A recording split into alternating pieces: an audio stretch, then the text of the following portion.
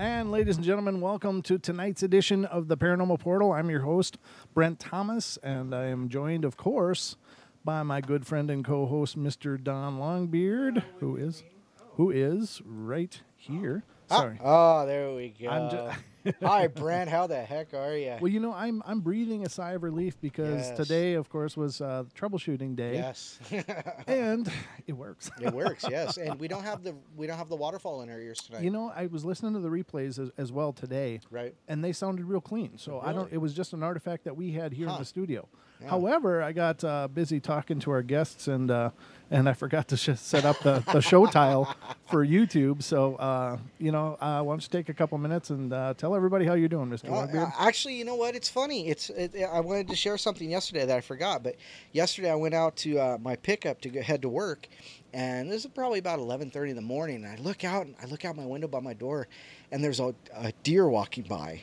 Ooh. And I'm like, oh, I know what that deer is doing, because the day before they had been out. We had went picking apples, and we had some boxes of apples out in the carport. And those doggone deer were eating my apples. I'm like, oh no. So anyhow, I take the apples and I put them in the back of a pickup I've got parked there, our utilitarian pickup. And yesterday when she walked by and I saw her, I went out there, and she looked back at me at the front door. She's 20 feet away. She runs over to the front of my pickup, and she's sitting there huffing at me. You know, they do that. They that's how they let people, other deer know where they are. Oh. And she's huffing at me, and I'm like, "Don't you huff at me!" And I walk down and she runs off over by my elderberry tree, and she sits there literally huffing at me for 5 minutes. I had to drive by her to get her away from my apples. Oh, nice. I was like, "Oh my goodness, what's up with that?"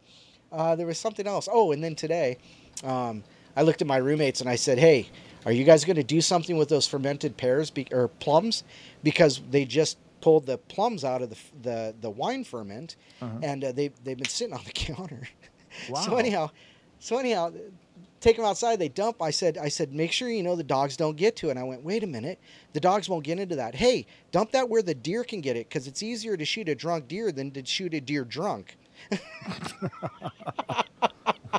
So yeah, it's been an interesting couple days. Yeah, it sounds like it. It does sound like it, but I digress. Well, that's okay. You can digress because you asked me to talk. You did talk, and you did great. You talked wonderfully. So we got that going for us.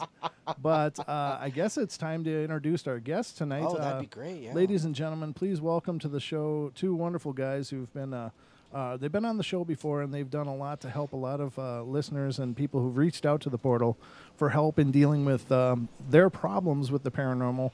And they've been absolutely wonderful and a real asset to us on many levels. But not only that, they are incredibly insightful, thoughtful, psychic, and have an incredible ability to cleanse and eliminate a lot of paranormal issues. And so welcome to the show, gentlemen, Mr.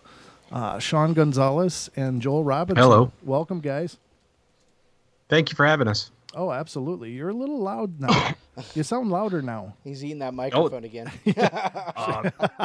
Let me see if I can turn the sound down. I did not turn it up, I promise. Oh, I believe you probably didn't, but it's just, I know the levels do change sometimes when we jump between just a private Skype session and then connecting to the network. So, but Joel, are you there? Did we lose Joel? Uh-oh. Oh, here we are. Okay. There you go. I'm back. Am I better now? You guys are, you sound great now. Perfect, guys. Thank you so much. And thank you for being here. I can't thank you enough for coming on and sharing the knowledge and information. As one of the goals that I've always had for the Paranormal Portal is not just to discuss phenomena, but hopefully to help and give people information to help themselves. And that's one of the beauties of having you guys on here. So thank you so much, and welcome to the show. Thank you for having us. Yeah. Now, the last time you guys were on, of course, we kind of walked on your journey a little bit of how you guys got to meet each other and how you guys, through the years, worked as a team and have done some amazing things. But what have you guys been up to since the last time you've been on the show? Well, should I go first or Joel? No, go ahead. Go ahead. Guys. Well, for me, you guys have sent me near constant amount of work, and I've been doing the stuff on the channel. I had quite a few. Over only half of the people you recommended come for my help. Actually, came to my help to get my help. But those that did, it was. Yeah, I don't want to say that it was. Yeah, I have to say it was pretty simple for me to fix their issues. I don't want to make it sound like I'm patting myself on the back, but it was fun. Definitely was fun. Good. It was. I was grateful to actually have the chance to help them. It's one of the things that Joel and I were talking about when we do this kind of thing. Sometimes people are they're gushing about it, and then they talk to you for longer. They're like, "Oh, how did you?" But for us, it's like I have to steal a line from M. Bison in the Street Fighter movie. For me, it was Tuesday. It was just another day. Yeah.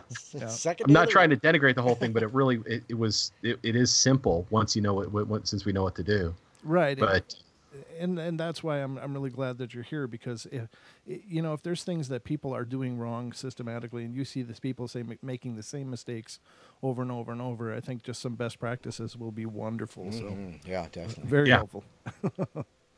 And Joel is one of the people who can tell you about all the things he's learned shamanism wise to help people the most, that the average person can pull off a lot. And I can tell you about the other side of things, but I'd like it if he had plenty of mic time for this kind of thing, because his head is filled as much as mine. It's so funny because it's accessible when I need it. It's funny how it's just like you said, when we start to have a conversation, it depends on what happens when it comes out. There's times when it wants to come out, there's times when it doesn't, but when it comes out, it usually just wants to keep coming out. And it's weird that way. And I'll actually find that I'll start, because of my inner sense, I'll sometimes be standing somewhere odd, and I'll get this almost mental tap on the shoulder that somebody needs help, and I'll turn around and start telling them things that they didn't even, they're like, where's this person coming from? Why are they saying this? And I'll tell them something that they needed to know. And it shocks them. It's like, how did you know? Oh boy. That's a longer story. Yeah, I get the same kind of thing. Like usually I'm like at work or something, and then all of a sudden we'll start talking about something. And then before I know it, if that person needs some sort of help, it kind of comes out of them. They'll usually like, well, I usually don't talk about this with anybody, but it's like, well, that's normal. Right. So if people have questions, and you guys are in the chat room, and I know Don's following the one for TFR Live. If you have a question, please just throw it out. Seriously, let us know. It makes the conversation easier, because we'll know what it is that you need to know instead of just guessing, because it's not like we're face to face where I'll sense what you need to know or Joel will sense what you need to know. Well, right. And it's a broad audience as well. And the call board is open, ladies and gentlemen. If you want to take part in tonight's show, you certainly can. It's 213-233-3998. Again, 213-233-3998. Or you can call 888-TFR-LIVE. And if you're calling from across the pond, your number is going to be 44203-393-2871. Again, 44203-393-2871. So the call board is open. Now, for both of you guys, are there certain patterns that you see repeating over and over and over and over, where people have had encounters and they played it wrong, for lack of a better term? I don't know how better to put it, but did they make the wrong moves to really encourage it to become much more aggressive and much more problematic? Do you guys see a pattern that seems to repeat in this kind of situation? Can I get this one? Go ahead. Let me start this one off. For me, what I've noticed is people have a tendency to keep putting themselves into certain situations that they sense is not good for them, but they keep putting themselves back in. It's like they learn. They're not learning from the situation. And what I mean is, for me, I see a lot of people going into places that affects their emotional body, like their emotional energy. And they just kind of stay in there. And it happens a lot with people who are in my field of work, caregivers and stuff. And they'll end up moving into like an area where there seems to be a high volume of negative energy, only because that's what they're used to being around. And they know it's like negative energy, but they just keep doing it. Mm-hmm. And it amazes me that they don't move away from it. It's like they get comfortable in that situation. It's something that they know, so they feel like that's what they should deal with, or that's the only thing out there. Right. Very good point. Sean? People don't understand. Oh, we're not hearing you all of a sudden. Sean, come out of the tunnel. So many things that could have been said. Move it to the light. Come to the light. Carol. Did you mute your mic, Sean? No, I didn't. Oh, there you are. Yeah. Welcome back. Follow my voice. So what I would strive to tell people is the basic understanding. One basic understanding is that your will is your weapon, and a lot of people tend to roll over and hide until the situation is built up so drastically that then they will then reach for a standard set of tools which they're told always work. And as I've said before, there's just no always work. And they'll let's say, for instance, that you're dealing with a Native American spirit, and I'm going to grab the holy water and the cross, and it doesn't work. Mm-hmm. Well, then I will do saging, and that's not working either. And then we're going to and why is it not functioning? Well, because number one, you've already ground your will down like the eraser on the top of a pencil by just sitting there and taking it because you figure you can't do anything to fight back. And then you're using the wrong medium to try and counter the energy that's coming at you. It's almost like I don't know, I guess say trying to screen out a sound with the wrong counter sound. That's actually a thing. You can create counter sound to create to counter noises. Yeah, noise cancellation. Mm-hmm. So, but if you use the wrong one, insisting it's the correct one, it's like, why isn't this working? Well, I wonder. And sorry, I don't want to be. I don't want to be flip about it, but it is. It's one of those. It's the common call. It's like, why is this not working? Because it simply isn't the truth by which the energy you're working against functions. And that comes back to what Joel and I say all the time. Joel? I'm sorry. But the truth? Oh, yeah, you have to make your own truth. You know, not every truth is right for that person. What works for one person doesn't work for another because that person is in a different vantage point of reality, I guess you could say. And then what you're facing off against probably doesn't get affected by the energy that you may want to find more palatable to throw out there.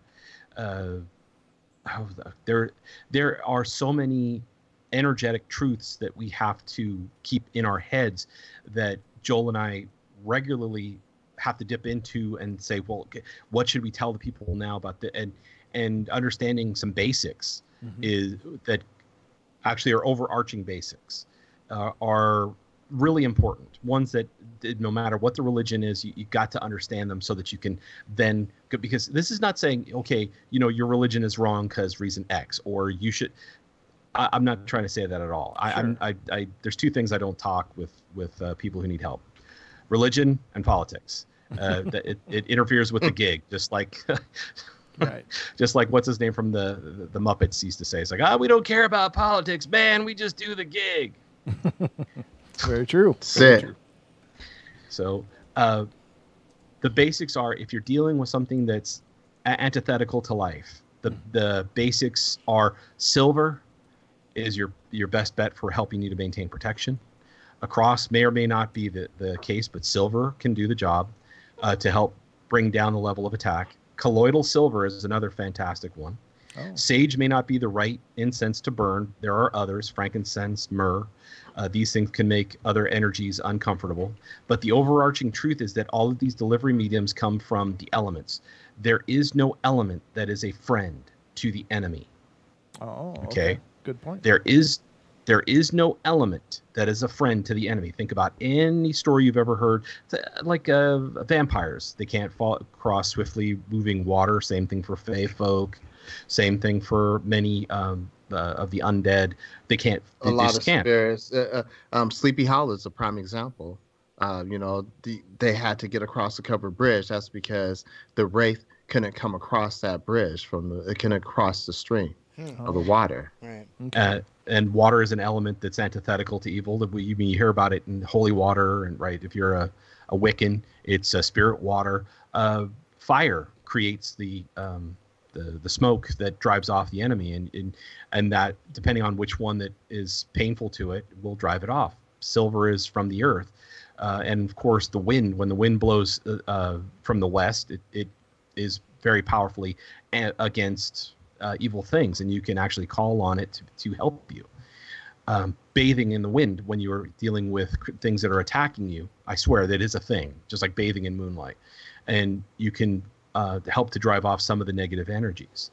But water is a very, very powerful medium to cut energies, connections to you, and anchors. So please remember that there is no element that is the ally to the enemy. Also, the other thing with water is water is a real good medium to put energy into. There were some, I don't know if you ever seen the movie What the Bleep Do We Know, but Yeah. if you've seen it, there's a section there where they were showing how they were using positive thoughts into the water, and the water pattern had changed based on that. And so that's a good way for up-and-coming people who are trying to energize like items, like crystals and things like that. It's a good way to practice that. And it's also a good way to help with like your plants. You can energize your plants with good energy, healing energy, and put it in, water your plants with it, and they will be able to absorb that energy from that. Mm-hmm. Now, can I just ask a question here? And this is a reference to pop culture, and I think it's kind of bunk, but Yep. I just want to know what you guys are going to say to this. But and if I'm wrong, I'm wrong. I don't have a horse in the race per se, but no, I watched Supernatural all the time. I just love that show. As campy and silly as it is, it's just a fun show. And Iron salt would fix everything. iron is what I was going to ask you about. I was going to ask you about iron because they take like a poker from the fireplace and they're beating up ghosts with it. I'm like, really? Okay. No, definitely no. Iron is, if you start swinging iron when you want fairies to go away and not like you. You don't pull out iron is anti-good things. Every time I've ever seen that, it always just gives me a twitch. Okay. Salt's good, but iron and painful to the brain. Okay. I've never dealt with any kind of. I don't use iron at all. Sure. I use salt, obsidian, crystals. I use crystals in my windows.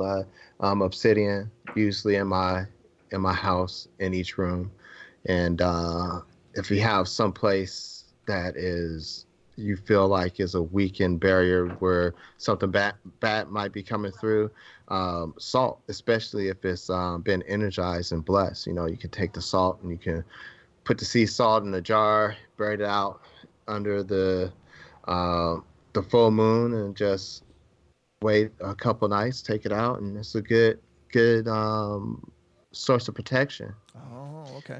Now that's interesting. I'd not heard about charging the salt before, but that's wonderful. That's great advice, and that's something anybody can do, of course.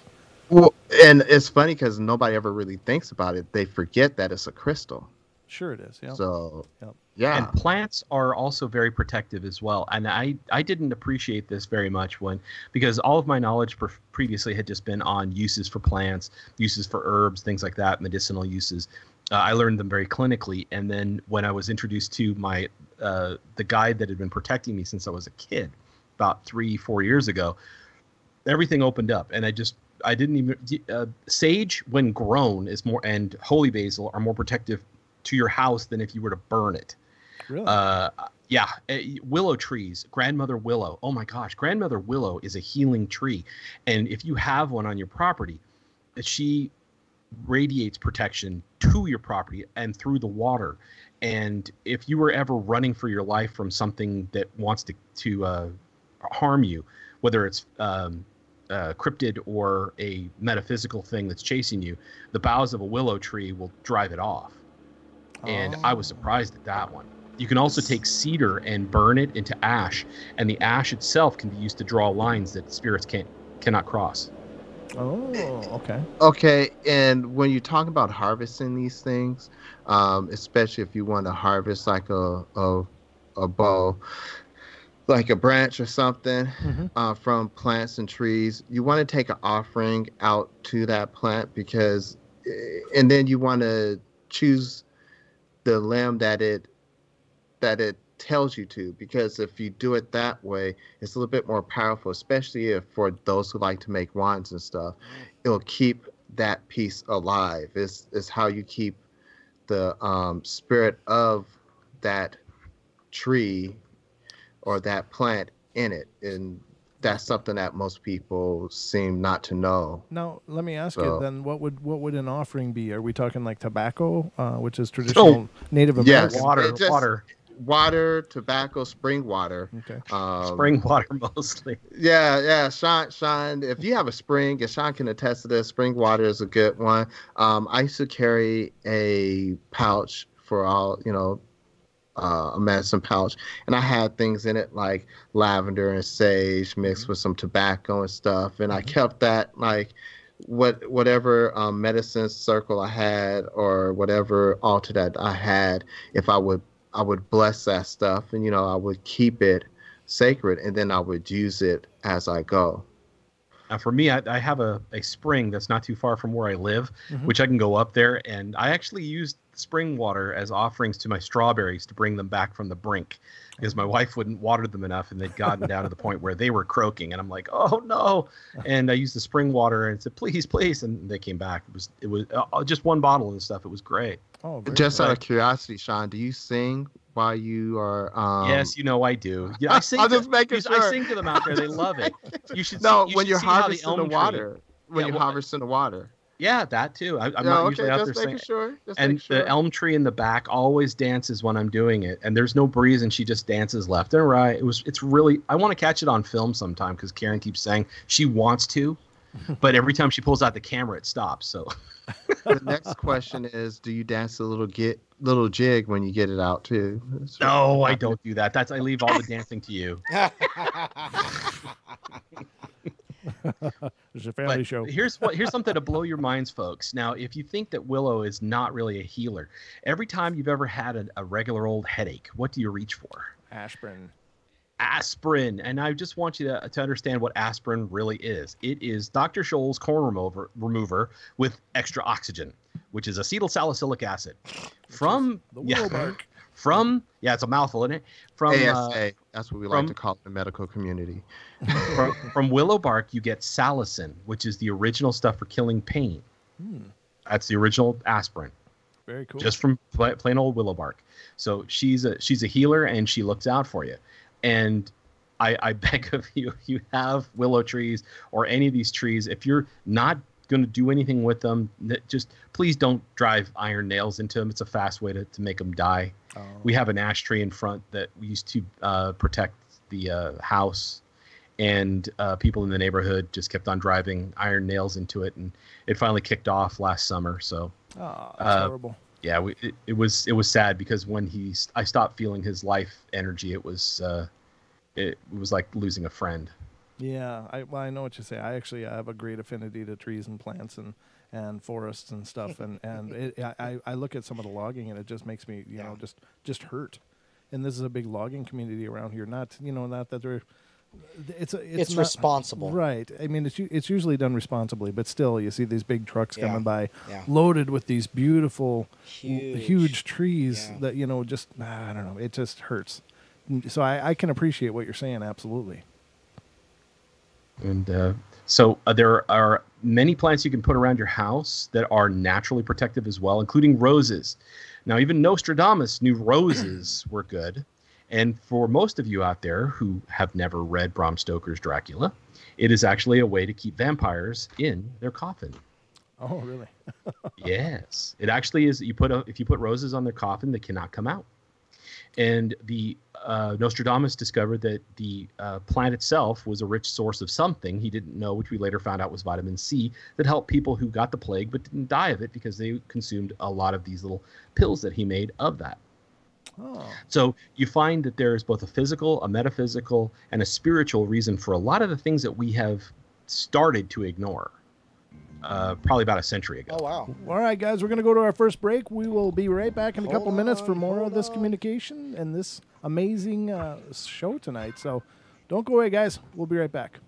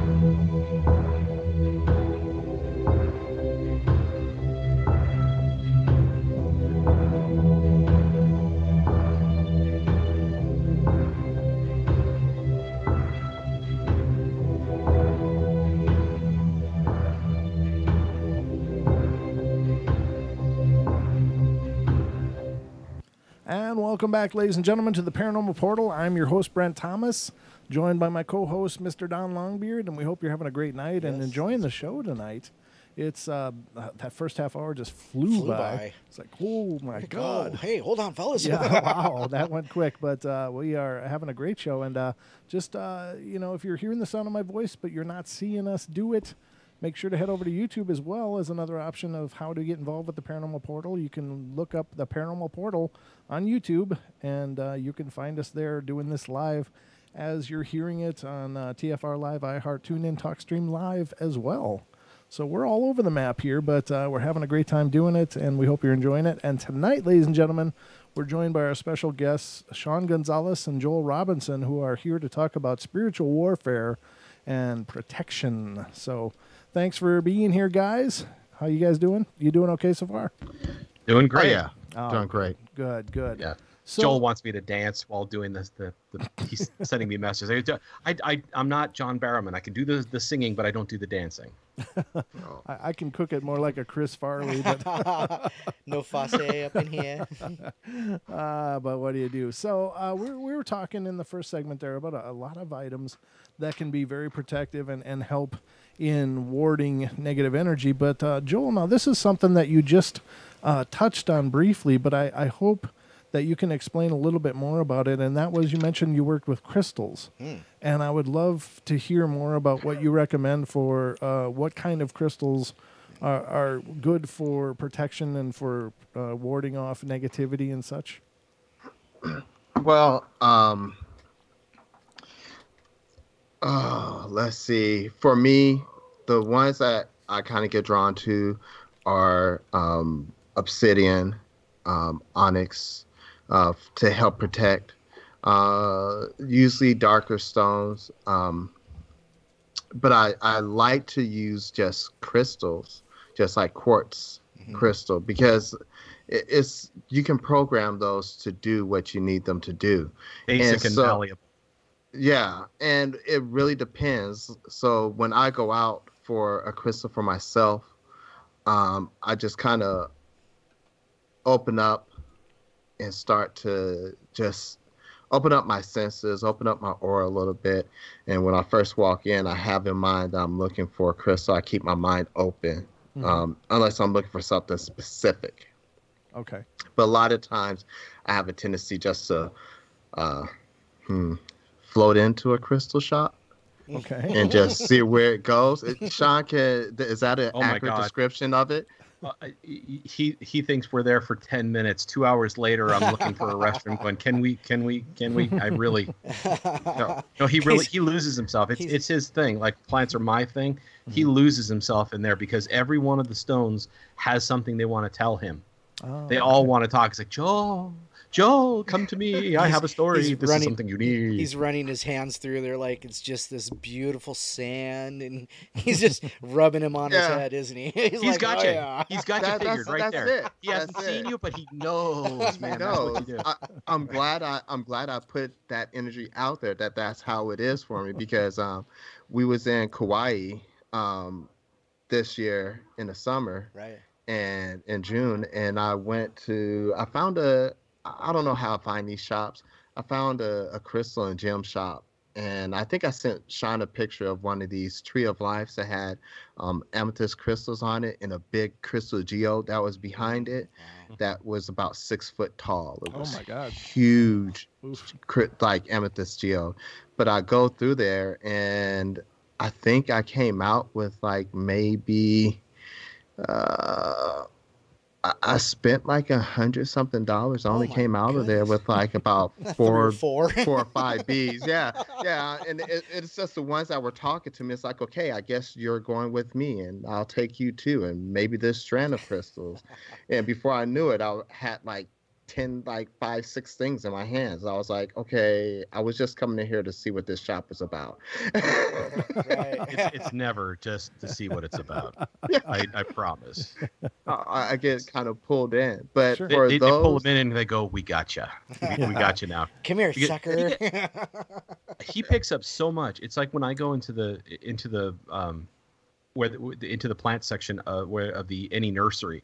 I actually have you guys, you're gonna laugh at this. I have a dill plant that I planted in the backyard that I got. I rescued it and put it in the backyard, and it grows on the grave of my dog Phelan. And my wife was like, "Oh, it didn't come back this year. This was 2 years ago." And I turned around. I said, "Dill, are you still here?"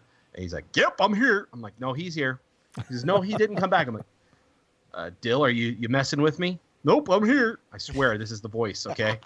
And like, "No, he'll come back. You just got to give it a few more weeks, right?"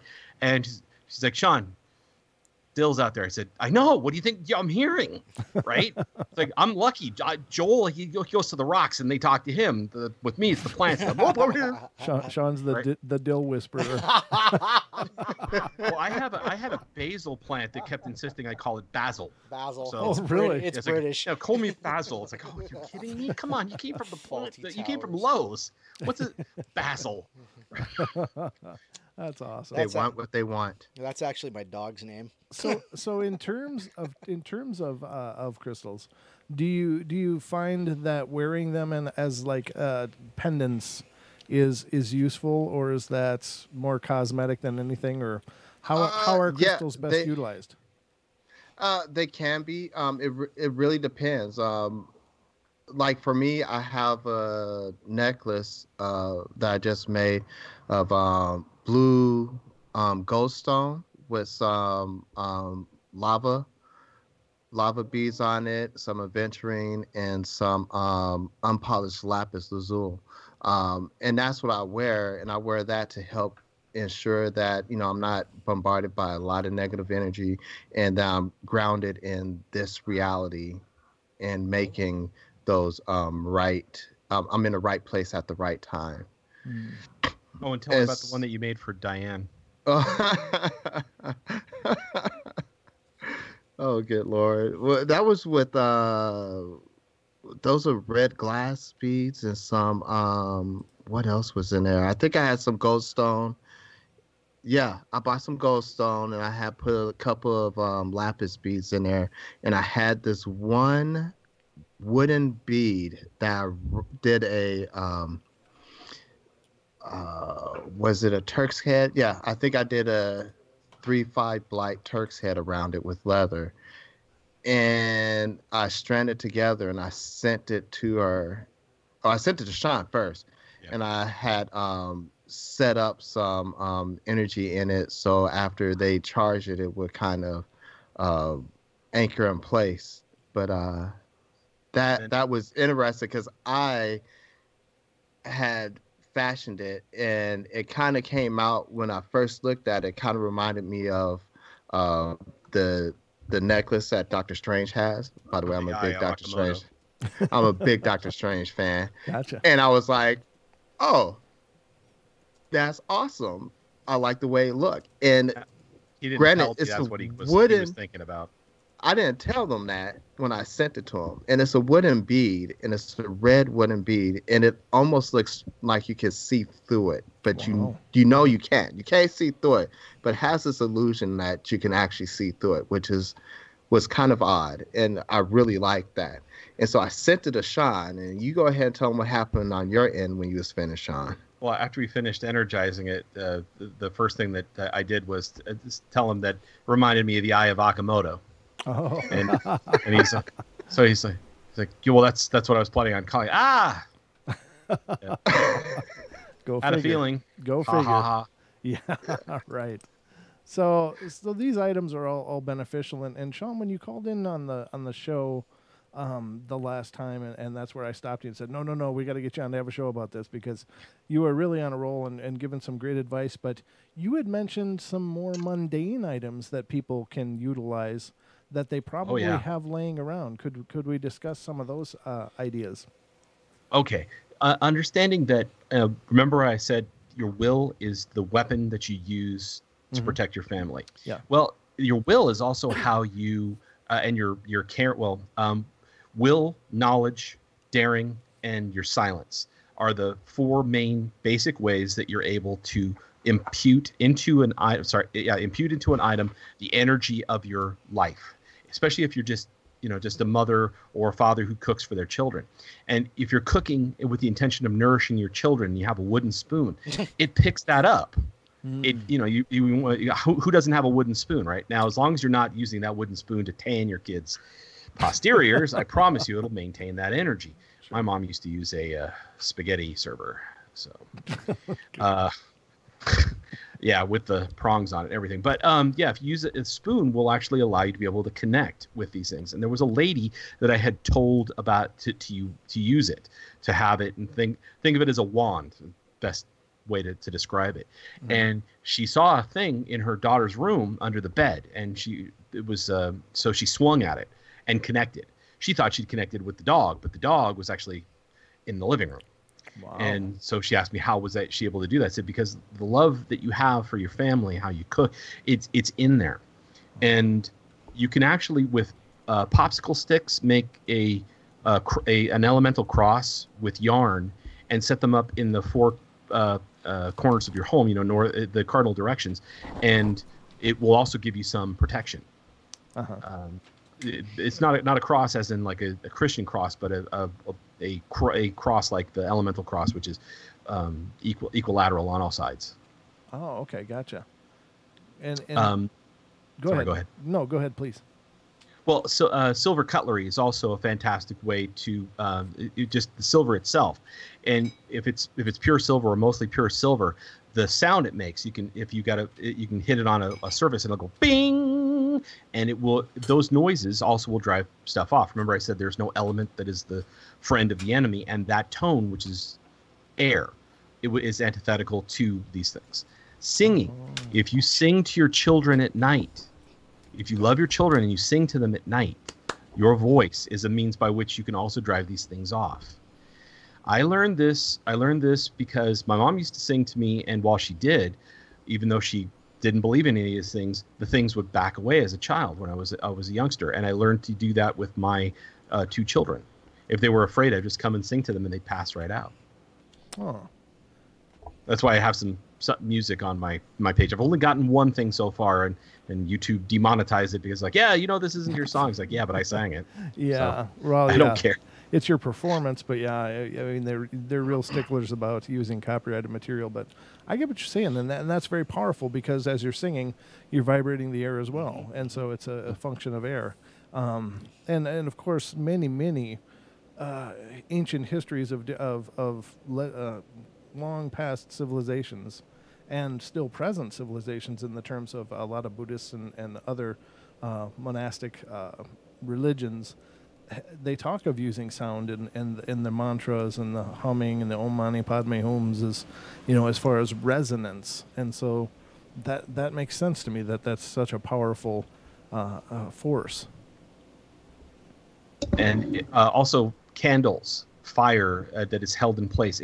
You got to understand that fire is not really an element as much as it is a chemical reaction that creates light. Mm-hmm. Of all the elements, it is the one that is most directly tied to the sun and being able to drive things off. And that's why when you hear of ghosts coming in, they will try to blow out the candles because they don't want anything in between you and it. And this leads me to something which is, bear with me now. This is going to be, I'll make it as succinct as possible. Sure. One of the myths that goes around every year is Samhain is when the veil is the thinnest, no, it isn't. It's actually during Yuletide that the veil is thinnest. Not around Halloween. It is actually around the end of the year, around Christmas time, because that is when the winter solstice occurs, when the daylight is at its least. In fact, that's why Charles Dickens wrote Christmas Carol to occur during that time of the year.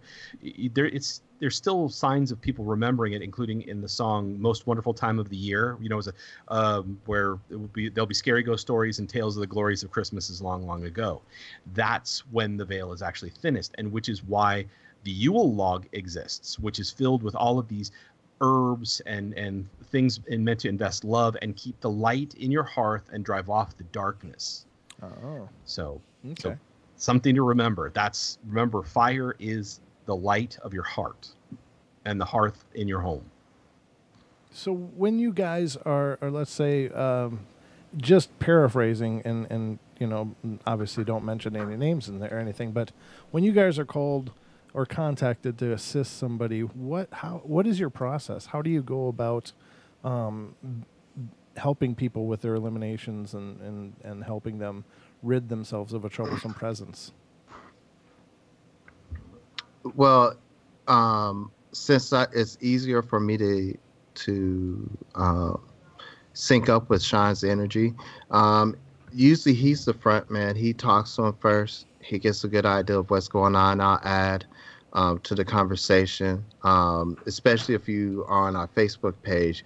We both try to answer the question, but then after Sean sets up and begins the preliminary, then I usually act more as of a support.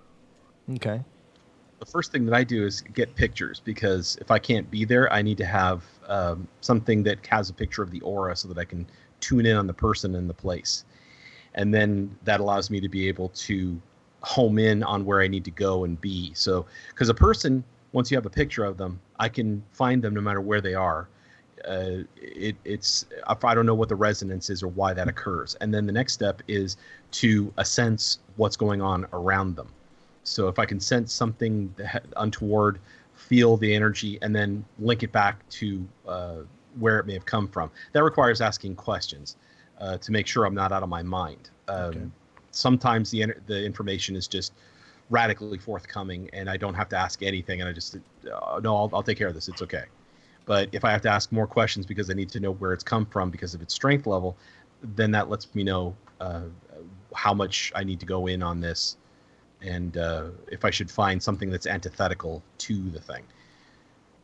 And it also helps, like, if I can, like, actually speak to the person or have some interaction with them, that helps me be able to focus in on the energy of the person. That way I can actually be a little bit more help. But after I sense that person or the area, then this is usually not too much of a problem. And that's really interesting. And you guys both have very distinct roles in this process, though. I mean, Sean, you've mentioned that you have strengths and Joel has strengths, and it really works as a really powerful interplay. Strengths, yeah. So can you help us understand what those are? Well, my strength has been energy, moving the energy around. It just raw amounts of it. And also the fact that for some reason, coming up with new crazy ideas on how to be able to shape the energy, they just worked. One of the things that I'll give them a good example. When Joel and I were kids, there was a fantastic show came on called Captain Power and the Soldiers of the Future. And Joel and I were watching, I was like, yeah. And I'm like, hey, if we had stuff like that, we wouldn't get bruised so bad. Maybe we could do something like this. And so, wow, that took a long time. It was about a year before we had it perfected, so that we had the armor to keep us from getting, because these things can hit you. And I don't want anybody to think that ghosts, ghouls, whatever you want to call it, cannot reach out and hit you. And when Joel and I were younger and we would accidentally take traces from our bodies and think it was dreaming, we'd come back and be bruised all over. And we're talking bruises in places you can't give them to yourself, like shoulder blades, rib cage in the back, that kind of thing. Unless, of course, you're sleeping on rocks, and if you're sleeping in a bed, that's not going to happen. Right. So we learned about how to do that. So that's one of the ways that I came. My gifts are different, because that was how using my voice, singing. My voice is is the way I convey the energy as well. Mm-hmm. So, but Joel his was all about yours is all about the calm. I mean, he's like the calm cool. Go ahead and tell him. Yeah. So mine, I guess mine would be more of a kind of like transcendental meditation. Like, I'm all about, it's about keeping calm and keeping your breath going at a regulated, you want to not have those things that mm, this is what I mean. Sometimes it comes out, sometimes it doesn't. Sure. Yeah, no problem. uh, Emotions. So it's about keeping your kind of almost keep your emotions in check. So using your emotions to feed the energy that you're using. You know, that fear, you know, you could run or you can use it to see what's going on. You know, like when you hit that flight or flight, you know, there's certain physiological things that happen. One of the things that happen is you get tunnel vision. Well, with that tunnel vision, if you can learn to stay calm in that state while that's going on, you can actually use that really well to key in on key vibrational signatures around you so you can pick up on what's out there. You can pinpoint the thing that is causing you that anxiety or see that spiritual energy from far away that you know that's out there. And with that calm, I always even it gives, if you can stay calm, you know, you already have the answers in you. If you can stay calm and you ask that question, you can get the answer right away. You can access those memories and those answers and those hints. Your spirit guides can come through to you and tell you what's going on to help you through it. Yeah, very cool. And I think that's a key for so many people is to learn, you know, in not just in states of crisis, but you know, for us in our Western civilization, we're not centered. We're not taught to be centered, and you know, even in many spiritual practices, you know, there's a lot of talk about spirituality and getting, you know, aligned with, you know, the light or God or however you want to define it, but there isn't a lot of people showing the way of how to do that. And you know, I think we're so used to operating in a state of chaos all of the time and a state of near panic because we feel that we have to push faster, more efficient, blah, blah, blah, that we're so far off of our natural balance that, you know, I think you know, in many cases, a lot of people are just easy pickings because they really don't have a resistance. They're just so exhausted. And here's something that most people really should think about. When you get ready to do your whatever workspace you're in, or if you're going into a place before you go in, and people do this, and they might not understand why some of the rituals have like the welcoming or the summonings of the four direction. That's to help center you. You do that so you can become centered, and I think a lot of people miss that. Let me interject also real quick. There was a question the other day about ether. Ether is us, our spiritual energy. The four elements are supposed to come together to make ether. That's us. Okay. We are the formulation of that ether. So we are basically putting ourselves at the middle and being. Somebody's going to kill me for this because I'm going to borrow from a movie. We are the fifth element. Oh, okay.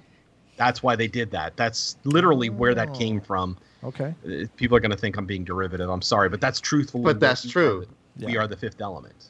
That's true. That's brilliant. I never even thought of that. That's bizarre, and I love that movie. I got it on DVD. I don't know anybody who doesn't love that movie. Yeah. Multi-pass. Some people, you know, when they hear ether, they think of the void, but then you have to remember, we are made of the stuff of cosmos. We are made of that. Most of our body, our body feels solid, but we have a lot of empty space in us. Yeah. And that's why some more than others. You look in so you can see what's out. When I am trying to find something or somebody, I don't throw my senses out per se as much as I center my senses and I look inside of myself in that quietness, in that ether, and I can pick up, I can sense where it is. And it's funny because I'm the opposite. Reality. I'm the opposite to that because I listen to music, and the the energy high that I ride with some of these music, some of this stuff I listen to, I ride the wave out into the universe. It's amazing the energy that it gives me. And it always has, and it's a powerful sensation. My hairs stand on end when I'm actually moving the energy. So same thing happens to my son. When we were charging up Diane's necklace, the hair on his arms were standing up, and I'm like, yeah, Trevor's exactly like I thought he would be. And it is interesting to watch, because the feeling of, once again, going to steal from something out there. We're going to head to break here in just seconds. There's the music right there. So hold that thought, and we will come back to it on the other side. We're going to take our break, ladies and gentlemen. Don't go away for more of Sean and Joel here on the Paranormal Portal. We'll be right back.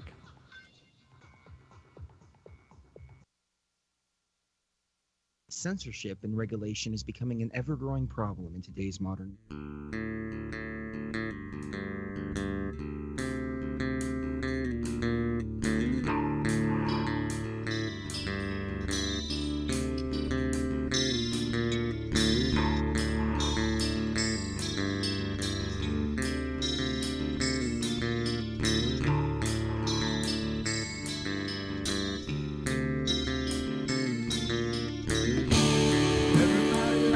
Play their games.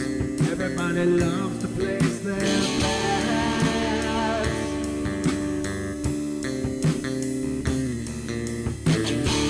They don't understand the price I paid. They don't care to comprehend.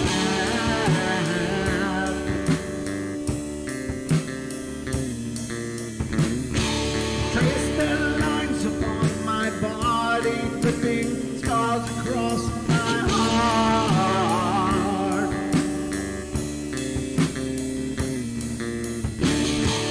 Raging anger pours inside me as their lies keep falling apart.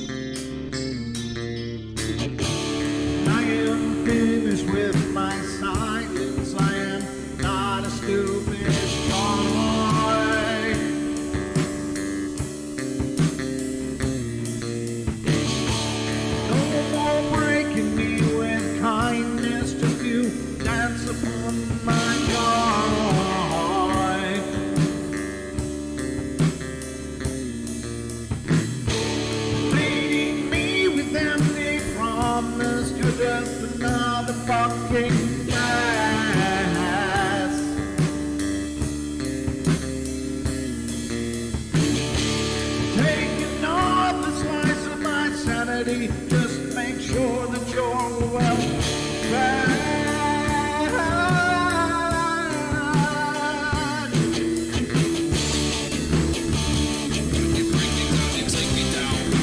I'm not wrong yet. I'm not talking yet. I'm not talking yet.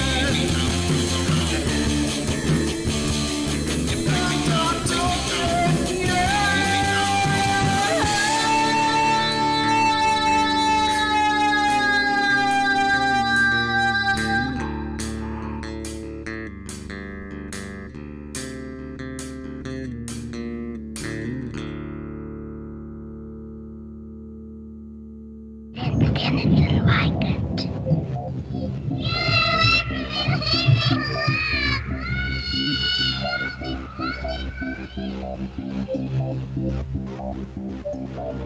Carol Ann is not like those she's with. They're attracted to the one thing about her that's different from themselves. Her life force. It is very strong. It gives off its own illumination. It is a light that implies life and memory of love and home and earthly pleasures. Something they desperately desire, but can't have anymore. Right now, she's the closest thing to that.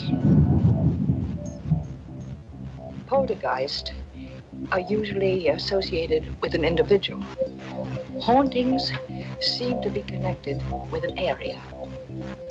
A house, usually. Poltergeist disturbances are fairly short duration, perhaps a couple of months. Hauntings can go on for years.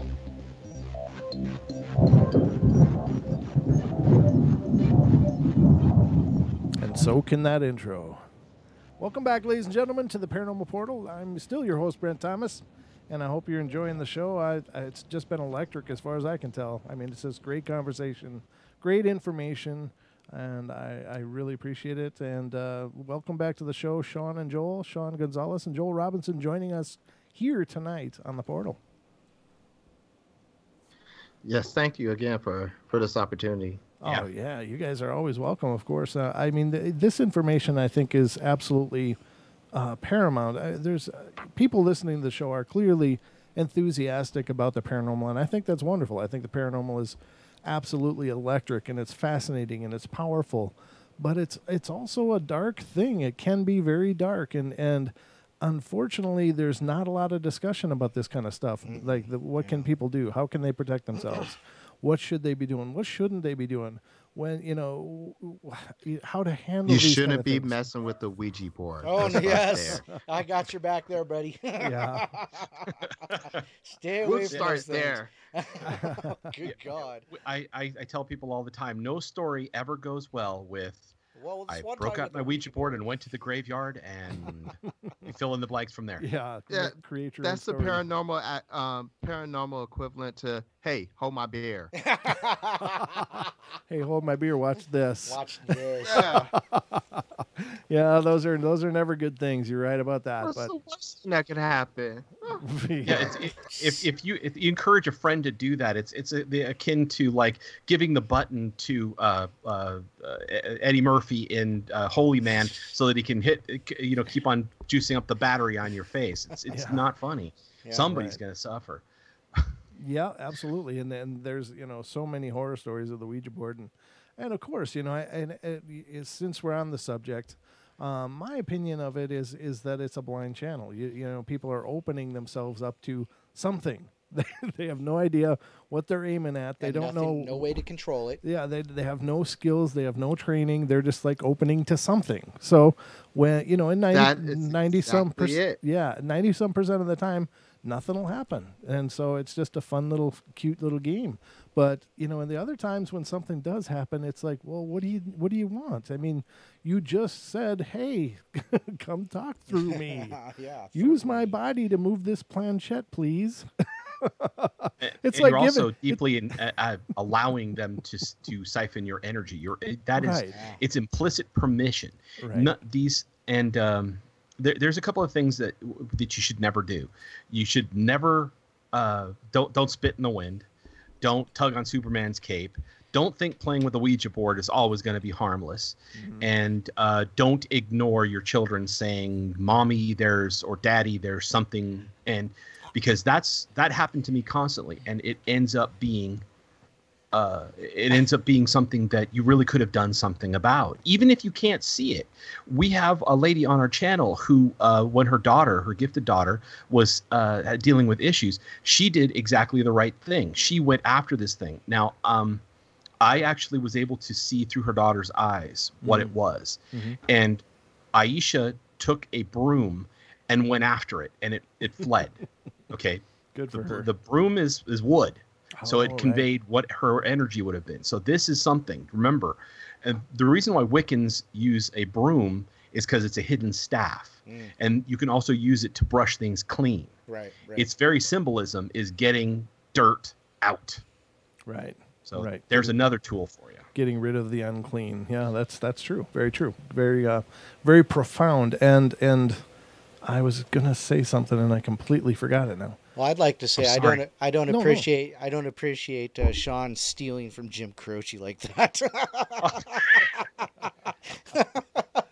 I'm kidding. Into the wind. Yeah, don't give me a copyright strike now.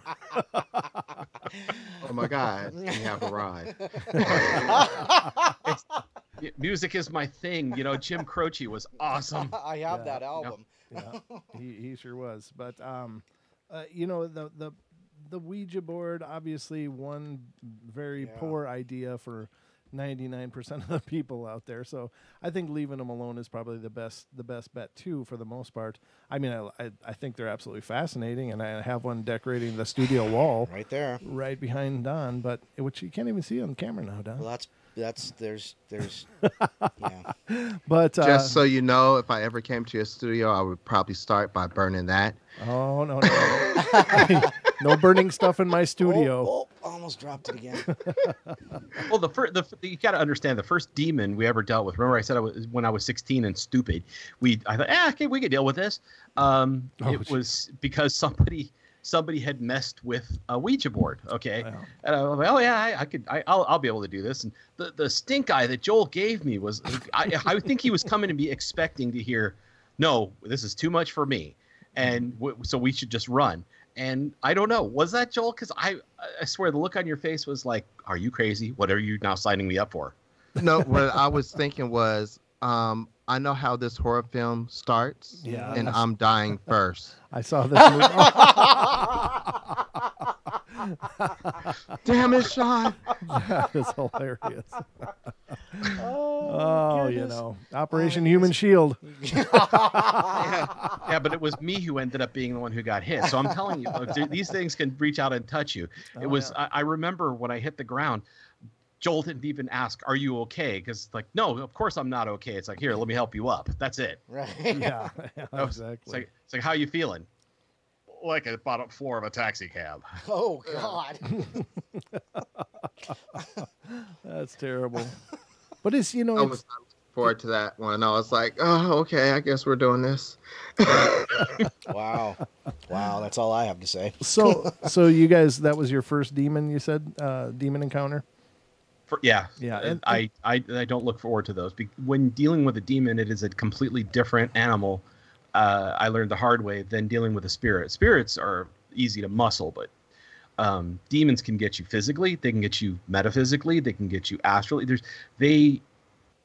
You have to have a lot of preparation, and if you don't have the right tools, it really can leave you out there swinging in the breeze. And I mean, all we had was salt, chalk, and 4 people.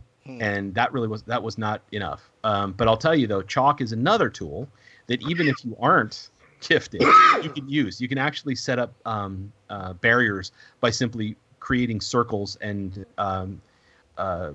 declaring that this is your space. I swear, that's actually an old in thaumaturgy. It is a thing to create a circle and to declare it as yours. To say within. Let's see, how does it go? I'm trying to remember the translation. 3 circles have I drawn, that of space, that of time, and that of events, without or other worlds within his mind. This is my circle, this is my space, and so mote it be. I'm reciting out of memory, so forgive me. No, that's brilliant. That made perfect sense. Yeah, that's awesome. I'm pretty sure that was it.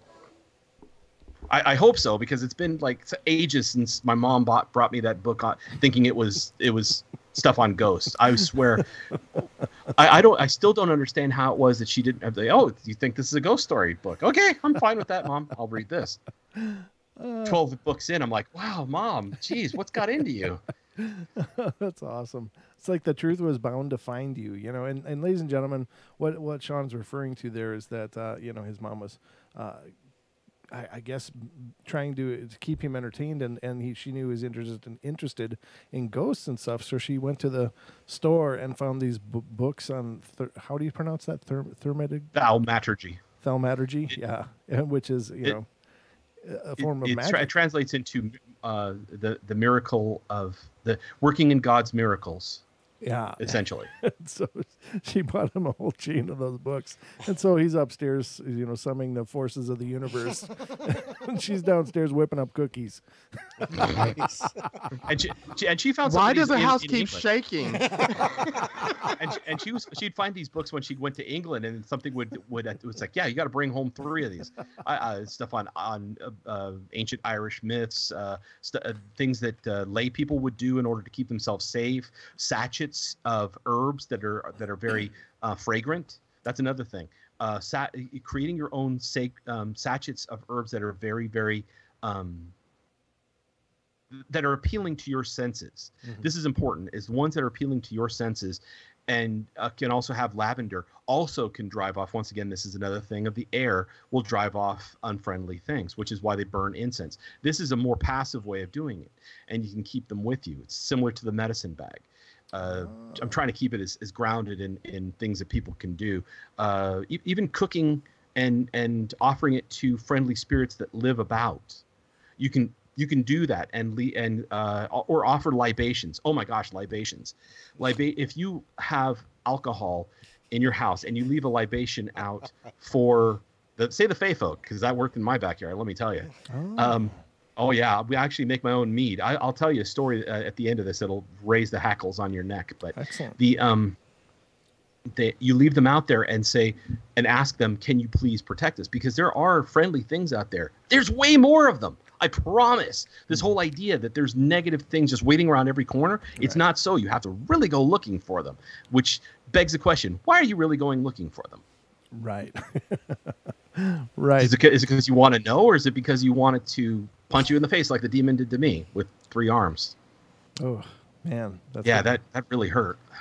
I still, to this day, my jaw is still not recovered. I went to several doctors. It was on the right side. I've been in martial arts tournaments. Nobody ever hit me that hard, and it still goes click, click, click, click.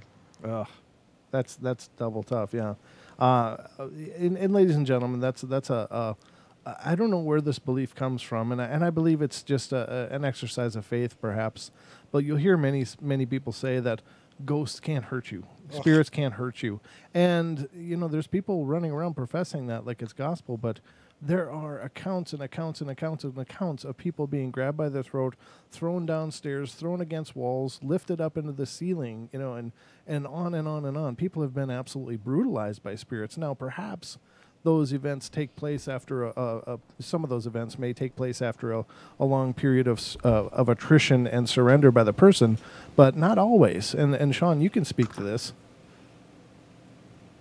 right? Yeah, you don't have to. Oh wow! I mean, it's seconds. You don't even have to wait even a long amount of time. In some cases, people just move into a house and automatically they're under attack instantly. There's not even let's wait a couple weeks. No, there's some of these things are so strong that they'll just move off the water, come into the house, and go, "Hello, you look like the next target," and they start going right after them. Or they'll attach to a person who just went near.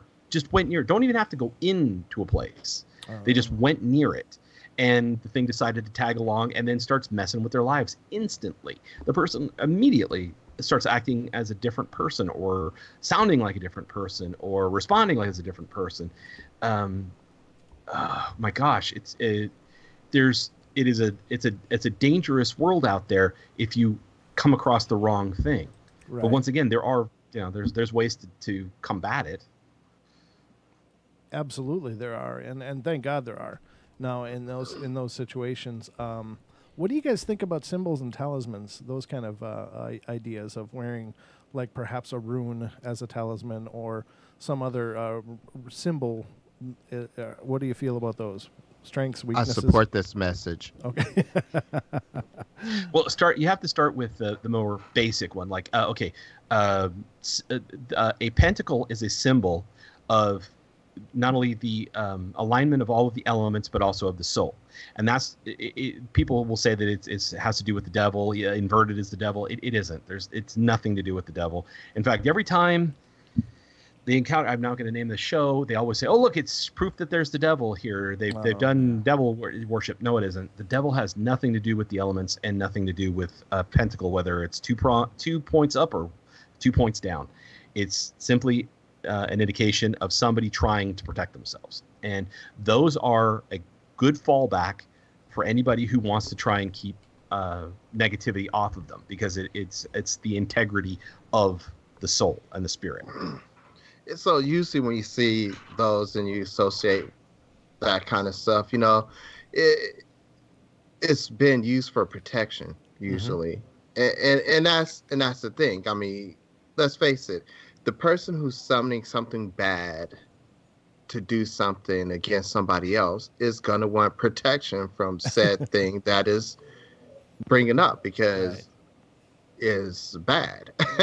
And all of the pentacles that exist, all of them, every last version was created by the most holy king in the Christian, Judeo-Christian faith, which is King Solomon. So to say that something he created could be dangerous is kind of weird, and we've lost our way.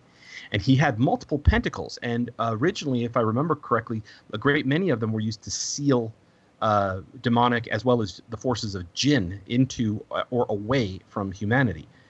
So that's what their point was, or to focus a person's abilities, like the Pentacle of Mercury is a fantastic example. And what is the Pentacle of Mercury? I was just about to say, you're going to have to explain that one. Yeah. The Pentacle of Mercury is actually the most complex of all of the pentacles, which is designed to... You could probably find a picture of it online, but it's... oh, God, how many? It's like, I think it's 24 or 30 points, a star. And it has all of the different names of God around it. Oh, sure. Or actually, they would say that the many names of Yad Hevavhe, which is the original way that the king would actually refer to God. Sure. And if you ever find a picture of it, a person who's gifted will for some reason it seems to move no matter what. It just keeps moving, like there's a circuit dancing through all of the lines. Okay, yeah, and I did find a picture. Let me just pull this up on the screen in front of your faces so people can see what we're talking about here. Well, that was quick because I haven't found it yet. Well, that's because I'm just on the ball is all I can say. You are. Okay, all right. So that's a representation of it. I don't know if you guys are watching the stream now, Joel and Sean, but this is the front side of it. Apparently there's a back side of this as well. Yes. Yeah, so... That's the Pentacle of Mercury, apparently. So, yeah, I can see what you're saying. It's just that's a many-pointed star for sure. Hey, send that to me so I can post it in TFR. Oh, yeah. I should probably do stuff like that, huh? Let me close. And that's for attaining, maintaining, and increasing knowledge. It was meant to focus the mind and to let the energy of God in, and to drive untowards energy out. Now, there's a lot of miscommunications about what it's all about. If you go to these metaphysical shops, they'll tell you it does da da da da. No. It's much simpler than that. It's really much simpler. Now that brings up a great point. Now, how do you guys run into that a lot? That there's many people that are peddling things like this that really don't have any idea what they're doing. Oh yeah, I work in nutrition for my life, and I deal with that there. And so when I have the same groan that comes out of me when people start saying, "Oh well, this does that." No, God, please no, stop, please. You can't tell these people just because somebody out there wrote this down because they want to sell a piece of brass. You can't do that. Right. Very. And it happens an awful lot. Very interesting. And now, speaking of metals, you guys had touched a little bit on that before, and of course we covered iron, and you did mention silver, but what about gold and things like platinum? Is there any one that is more potent than the other, or can you at least summarize? Now, I've heard that gold is great for absorbing negative energy and cleansing your aura, so to speak. Can you speak to that at all? Or is that not? Joel, did you want to add to that? I Oh, I think so. Most of your yellow metals are usually fire based. So if you need somebody to be a little bit more grounded, or to help focus, that's where you reach for. I don't necessarily know if one is any stronger than other. Mm-hmm. The one thing is your intent. How much will you put into that item as you're working with it is going to make it powerful or not. We can start there. The other thing is it really depends on what you need it for. You would choose your you would choose. It's like a it's like a recipe. You use certain things, certain spices for certain meats and stuff like that. If you was going to make a recipe, right? Right. This would be the same thing. You're making a recipe to deal with something in particular, and so you want to use certain things for a specific reason. Silver, like we were saying, is good for the undead. Gold, for me, if I was doing gold, I would be using that to help focus or ground whatever I'm doing, so I could get the desired results that I wanted. I would actually probably use the gold to help focus my mind. Okay. So tungsten, I've found, is actually really, really good for acting as a shield, a barrier. It's a very powerful protector. If you can get something made out of tungsten, it's usually quite good for giving energy that creates strong protection. Okay. That's something I recently discovered. Tungsten. Okay. Mm-hmm. And that's more of just a normal metal, right? As I recall, that's just a... tungsten they use them in drill bits and... Yeah, that's what I was thinking. Yeah, you can get it anywhere. It can be made, I believe tungsten can be harder than diamond. Wow. Yeah. Okay. Very cool. And but metal-wise, like you usually restrict yourself, as far as I can tell, mostly to silver, because also silver is antithetical to the enemy, evil. It's a pure substance, and it also kills bacteria. So once again, comes back to that. There's manifold reasons, and there's physical as well as metaphysical reasoning behind it. And I usually stick to either silver or steel. Okay. That's crazy. Wow. And great information too. I appreciate that. Again, the one thing that I've noticed in the paranormal is that there's a lot of people doing the paranormal, but there's a lot of people either really sensationalizing the hell out of it, or they're just really misrepresenting it. And in my opinion, and again, I don't claim to know everything, but I can only react from an intuitive level on a lot of these things, and it's like, I don't know. People want everything to be a demon. They want everything to be evil. They want everything to be dark and dangerous and horrible. But getting back to your comment on, there's a lot of good things around. There's a lot of positive forces. Now, of course, everybody knows demon. They know shadow people and entities like that. But as far as the positive entities, what do you think about? I don't know how I want to say this without sounding, really out there, but well, you know what I mean? It's like, how do people get in touch with the positive entities around? And you had mentioned with leaving out libations as a way to lure, the positive things to help you. And what are some other methodologies that might be utilized to draw the positive forces to you rather than the negatives? Things that might be protective. Okay, I want to tell everybody something that they probably already knew. That if you have a child, the first time that child laughs, all know the story of Tinkerbell, how the laugh breaks apart and becomes fairies. That's not how it works. The first time your child laughs, it calls to them the innocence of the Fae folk.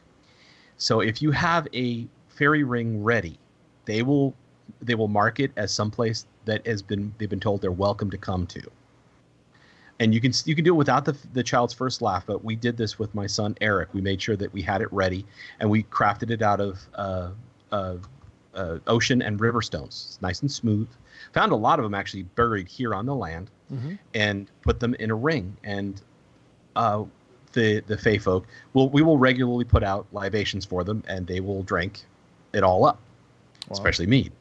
It's in the wintertime. There's no ants or bugs out there. We'll put it out in a little thimble, gone. So that's one way.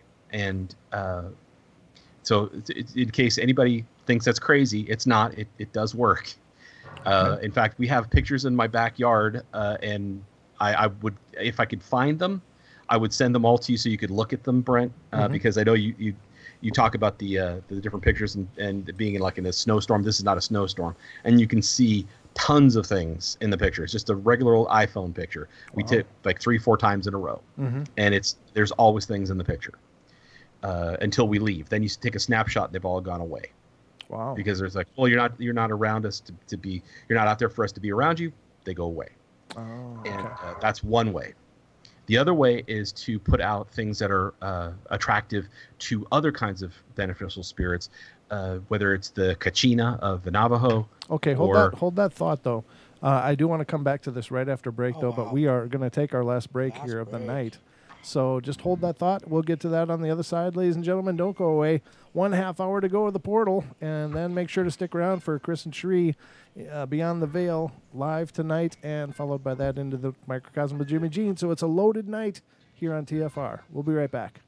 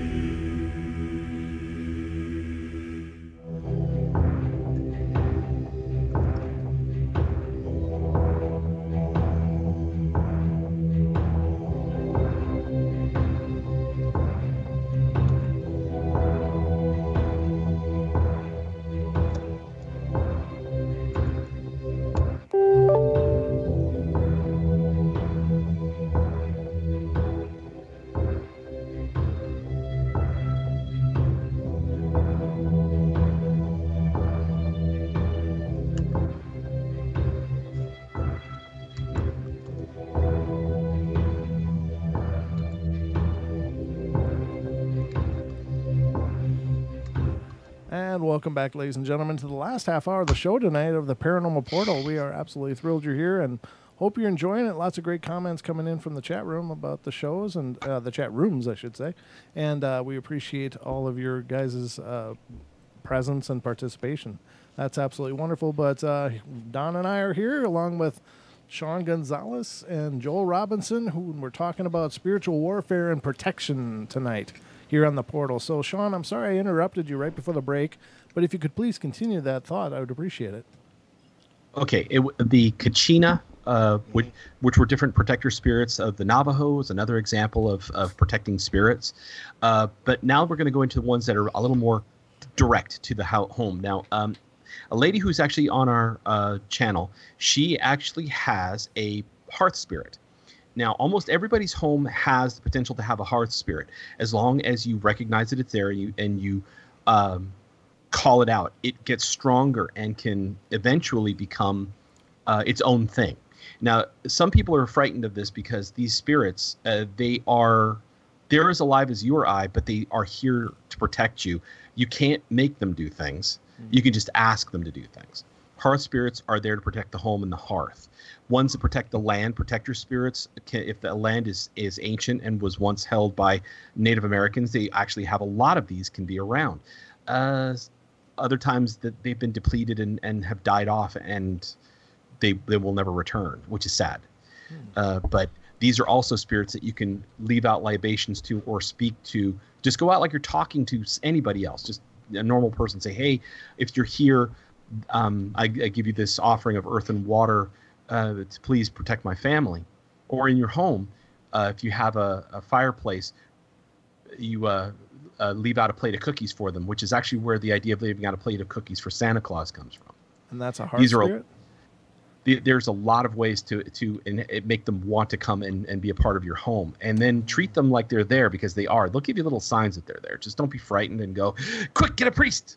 Because then I can just you could reverse the entire reason why you said, hey, I want them here. Right.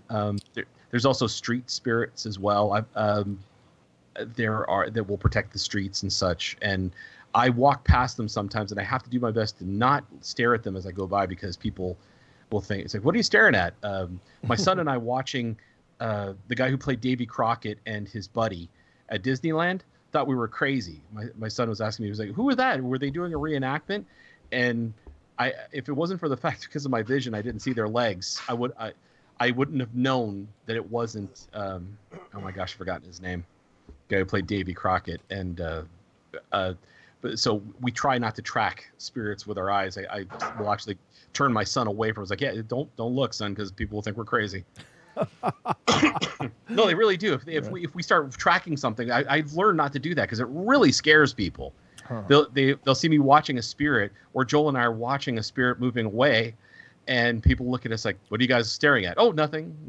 We're lying, but it's to keep you from jumping and running. So, I had an experience years and years and years ago, and essentially at the time I was working installing Corian countertops, which Corian, for those of you who may not know, is like a synthetic marble, and it's really expensive, heavy, dusty stuff to work with. But we were taking a break at this job site, and we were sitting in the work van and eating some lunch.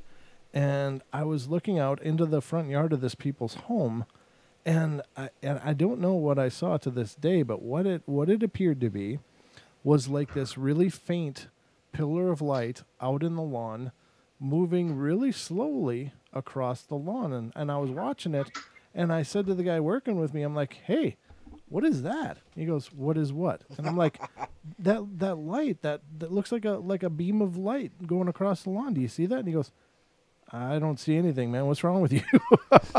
and to this day, I don't know what I was witnessing, but it was this slow and lazy progress across the lawn. It didn't have any kind of form like a person or anything like that. It was just this pillar of a faint light that I guess I could see. What do you suppose I was seeing? Well, where were you? That's the first question I would ask anybody. Where were you at the time? I was sitting in the front of a work van eating a sandwich, looking out into the front lawn of this house that we were at. And Okay, but was it in Idaho, California, Minnesota? Minnesota. So were there a lot of gardens around? I'm sorry? Were there a lot of gardens around? No, it was more of a forested area, more of a wooded area. So, I mean, right there, it would be a forest protector walking around, taking a look. Okay. Okay. How tall was it? It extended out of reach. It was like there was a spotlight shining straight down and moving slowly across the field of vision. It was an ancient one that was probably, if you could see it, oh my gosh, let me tell you what that looks like to when I've actually seen them. Okay. Going to Las Vegas, across the desert, there was a dust storm that was going, and the person I was going to be doing a demonstration at one of the stores in Vegas, said, look at that storm. And I looked at the storm, and there was this giant Native American, bare to the waist, walking through the desert in the storm. And I said, whoa, can you see the, she says, no. I said, okay, well, let me tell you what I see. And I said, we were laughing about this on the channel for a while because it reminded me of Apache Chief from the DC universe. You know, little guy gets big going, Anak Chalk. Oh, yeah. I remember that. Yeah. And so that's probably what you would have seen as a pretty big guy walking through that area. Didn't notice you guys, which is why he didn't try to pull himself into the ether more to be less noticeable. Oh, okay. So, yeah, it was very interesting. It was just, and it had such a slow pace. It was just a meandering, but it was going in what appeared to be a straight line. It just was just moving, and I was like, oh my. Yeah, that's what they will move from point A to point B while looking around at things that are beyond our ability to see or beyond the average person's ability to see, because they're looking to make sure that the elements, the place, the nature is in its correct state. They correct the energy mostly. That their entire point of moving through an area is to correct the energy so that it stays beneficial. Oh, okay. Very interesting. Wow. And I realize that probably may not have anything to do with what we're talking about tonight, but it is paranormal, so. You know, I just thought about something. I see a lot of spirits, actually. Usually the spirits of plum and berry and sugar. Well, I was just about to say something with your first story. Oh, I kind of want. I think I want to try that plum wine. I just made a batch not too long ago, and I'll be curious to see how yours turned out. And maybe take notes. I know that's not paranormal right now, but hey, you guys have to deal with it. That's right. Right. There's a mushroom.